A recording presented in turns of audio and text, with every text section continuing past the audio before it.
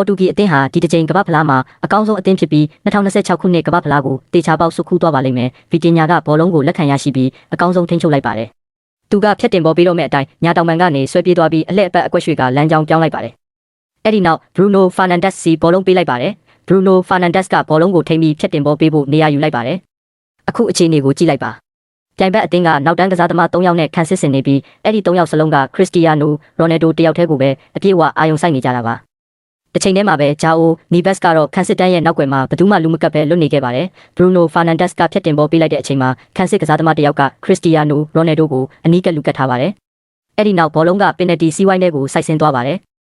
အဲ့ဒီအချိန်ကျမှပဲနောက်တန်းကစားသမားတွေကဒီဖြတ်တင်ဘောဟာရိုနယ်ဒိုအတွက်မဟုတ်ပဲဂျာအိုနီဘက်စ်အတွက်ဖြစ်မှန်သတိထားမိသွားကြတာပါဂျာအိုနီဘက်စ်ဟာအရက်အမောင်းတင်းငယ်ပေမဲ့သူ့ရဲ့ခန္ဓာကိုယ်ကိုအကောင်းဆုံးအနေထားဖြစ်အောင်ညှိယူလိုက်ပြီးဂိုးတိုင်အဝေးထောင်းစီတက်တက်ရောက်သွားမဲ့အကောင်းဆုံးခေါင်းတိုက်ချက်တစ်ခုကိုပြုလုပ်ခဲ့ပါတယ်ဘောလုံးကဂိုးပိုက်ထဲကိုတန်တန်မတ်မတ်ဝင်သွားပြီးအန်အောစရာကောင်းတဲ့တွင်းဂိုးတစ်ခုဖြစ်သွားခဲ့ပါတယ်ပေါ်တူဂီအသင်းဟာဒီတစ်ကြိမ်ကမ္ဘာဖလားမှာတကယ်ကိုအကောင်းဆုံးအသင်းဖြစ်ပါတယ်